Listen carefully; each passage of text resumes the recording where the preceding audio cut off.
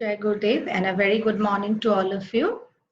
Today we are about to start our second chapter in geography, that is physical features of India. So we are going to start it, but before starting you need to know certain basic concepts that will help you to understand the lesson in a better way. So let us have a quick look into those concepts and you try to understand. So all of you know that India is a very vast country having different kind of physical divisions, and that variety, why we have such kind of varied kind of topography or landform, that we need to know. So before browsing all those things, we need to know about the this one development of all these landforms. So basically, these all landforms have been created by certain forces, and those forces are activated from inside the earth. And this is how we can easily explain, easily illustrate how they have been formed. So after formation, all these landforms have taken their own shapes, and with time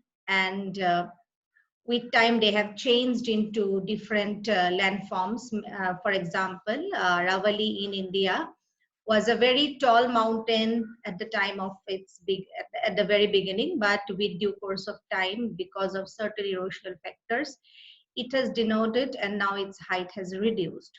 So it is just one example. So landforms which have been created long back, they have their originality, no doubt, but with time uh, they have changed.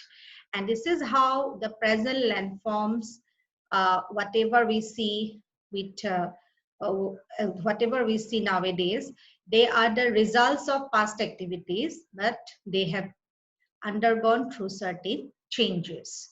Okay, so how they have changed, how what make them change, so all these things we'll discuss later on. But later, first of all, let us have mm, a look into the different key concepts because of which these landforms have been created.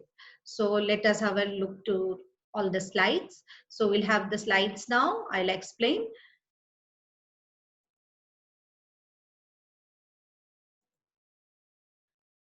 So here physical features of India, and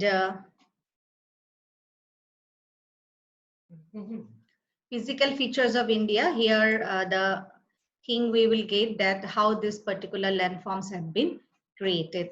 So all the landforms that we see around us, they have their different originality. So next we can say that whatever they have been created, whatever way they have been created, they are just lying. They are with some factors, and that makes the introduction. So all of you see first, India is a very vast country with different kind of varied landforms. And this all the major physical features include mountains, plains, deserts, islands, then plateaus. So all this together form the uh, total physical divisions of India, and they have been formed in different geological periods, and they have gone through a number of processes such as weathering, erosion, deposition, etc. So here we will first see the causes of this movement, and that is under the theory of plate tectonic. Under the theory of plate tectonic, they have been well explained. So first of all, I'll tell you about the plate tectonic theory. There is a theory which put forward its certain notions, certain ideas, that the movement of that the whole world is divided into 7 major and 22 minor plates. Okay, so these plates are constantly in movement, because of which we can find certain disturbance above the Earth's surface, and these plates are continuously moving. Okay, do remember these plates are continuously moving, and when they move sometimes in opposite directions, sometimes they come close to one another, sometimes they collide and collapse. So all these are the different plates, and the movement of the plates results in the building up of stretches within the plates and the continental rocks above, leading to some activities called folding, faulting, and volcanic activity. So folding, faulting concept already you have got in class 7, and volcanic activity also you know. So according to this plate tectonic theory, the plates are of 3 types.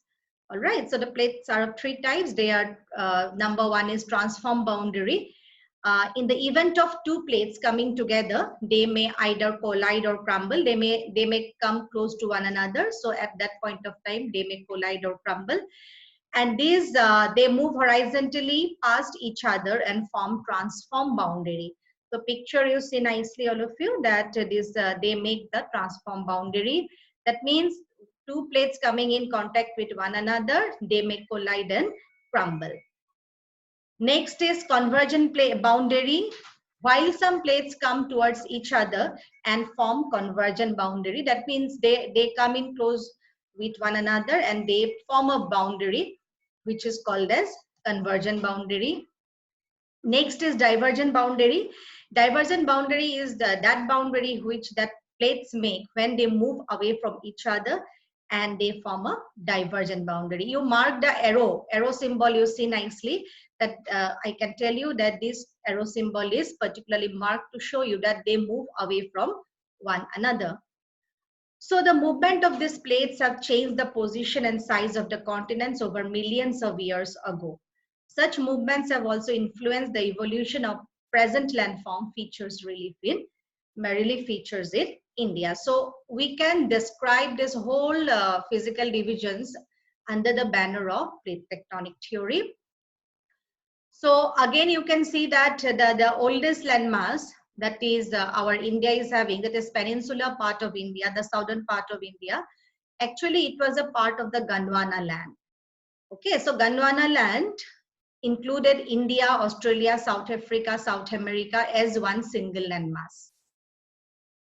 After this single landmass, because of certain convectional currents, this particular landmass has split the crust into a number of pieces. That means split means it has broken into some parts, into some pieces, thus leading to the drifting of Indo-Australian plate after being separated from the Gondwana land towards north. The northward drift resulted in the collision of plate with the much larger Eurasian plate. So I have told you already that the whole world is divided into 7 major plates. So all these are the names of some plates and their movement you have to notice. Due to this collision, the sedimentary rocks which are accumulated in the geosyncline called the Tethys. Geosyncline means it's a narrow depression filled up with the semi-liquid materials. So that geosyncline called Tethys, its name was Tethys, has folded to form the giant mountain system which was known as Himalaya. The Himalayan uplift out of Tethys Sea and subsidence of the northern flank of the peninsular plateau resulted in the formation of large basin. Okay, when the Himalaya was been formed, after that there was a large basin created in between the peninsular plateau and the Himalayan, and that depression got filled up with the deposition of sediments brought by the rivers which were being created in the Himalayan belt in the northern part of our present India, and they form the northern mountains. Okay, and in between the peninsular India and the Himalaya, there lies the northern northern plains. Okay, which is the Indo-Gangetic plain by other name we know, and that Indo-Gangetic plain or the northern plain is lying in between. So after the Tethys has given birth to Himalaya, that narrow depression has been created, which has got filled up with the sediments brought by the rivers from the Himalayan belt, and ultimately this northern plain has been created, and peninsular plateau has remained as it is. So in a nutshell, we came to know that Himalayan mountains, northern plateau, northern plains, and peninsular plateau, all these 3 landforms, all the 3 land divisions have been created, have been how they have been formulated, and ultimately we'll discuss it, no doubt. We are going to discuss it in a very wide way. We are again going to discuss about it. But first of all, you have to know the mechanism that how they have been created. Okay, so these are the major physiographic divisions of India: the Himalayan mountains, northern plains, peninsular plateau, the Indian desert, the coastal plain, and the islands. So before going to the Himalayan mountains in detail, you have to again and again, you have to make yourself very sure that you have understood its formation. So that is why I'm just going to tell about the formation of Himalaya again by repeating it. So Himalaya has been formed out of the sediment deposition in the Tethys geosyncline, and these sediments got folded because the two plates, okay, the two plates were convergent in nature, and these two plates have pressed this geosyncline from both the sides, and ultimately these sediments got folded to give birth to Himalaya. Okay, so one plate is Indo-Australian plate and another plate is Eurasian plate. This, in between these two plates, we have that geosyncline, we had that geosyncline, and ultimately this has given birth to the Himalaya. So Himalayan mountains, you see, geologically young and structurally folded mountains stretch over the northern borders of India. These mountain ranges run in a west-east direction from the Indus to Brahmaputra. The Himalayas represent the loftiest and one of the most rugged mountain barrier in the world. So this is acting as a barrier, this is acting as a wall. They form an arc which covers a distance of 2,400 kilometers. That is the length of the Himalaya, you can tell. Their width, their breadth varies from 400 kilometers in Kashmir to 150 kilometers in Arunachal Pradesh. The altitudinal variations are greater in the eastern half than those of the western half. So this is all about the Himalayan mountain. So the Himalaya, already, you know, it's a very known phenomenon to all of us. So from the very childhood, we are very accustomed with the name Himalaya, because our India is so much, there's so many connections with the Himalayan mountains. So Himalaya consists of 3 parallel ranges in its longitudinal extent. That means in a vertical way, the Himalaya has its 3 divisions. What are they? The first part, I'm again telling you, it is vertical divisions of Himalaya: the Greater Himalayas, the Lesser Himalayas, and the Shivaliks. Remember, Greater, Lesser, and Shivalik range. The Greater Himalaya or the Inner Himalaya.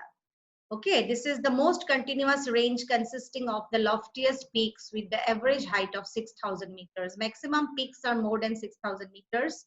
It contains all the prominent Himalayan peaks like Mount Everest, Mount Kanchenjunga.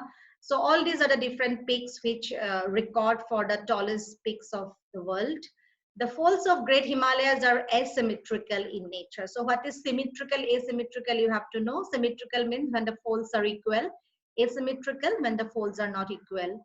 The core of this part, the core part of the Himalaya is composed of granite. You know, granite is one of the hardest rocks of the world, so it is composed of the granite. It is perennially snowbound. It is fully covered with snow all the time, and number of glaciers are present here. Do remember, there are many glaciers present in the Himalayas. So next, the second part of the Himalaya is the Himachal or the Lesser Himalaya. The ranges are mainly composed of highly compressed and altered rocks, you can say. The altitude varies between 3,700 to 4,500 meters, and the average breadth or width is 50 kilometers. Okay, so here mainly we can get the little bit lesser in height mountains. So like Pir Pranjal range and Dhauladhar, Mahabharat range. Okay, so all these are the different ranges in Lesser Himalaya. Mainly the Himachal or Lesser Himalaya is known for its hill stations. So like it has certain valleys also. It has the Kashmir Valley, it has the Kangra Valley, it has the Kulu Valley. So the particularly the reason is known for its dunes, then valleys, and for the hill stations. And the last longitudinal division of Himalaya is the Shivaliks. They extend over a width of 10 to 50 kilometers and have an altitude varying between 900 to 1100 meters. These ranges are composed of unconsolidated material. That means they are not getting mixed up easily. Materials such as mud, silt, and soft rocks, and is prone to earthquake and landslide. This whole area is very much prone to landslide and earthquake. Some narrow valleys are found between Shivaliks and Himalayas. These are called as dunes. For example, Dehradun is such a link.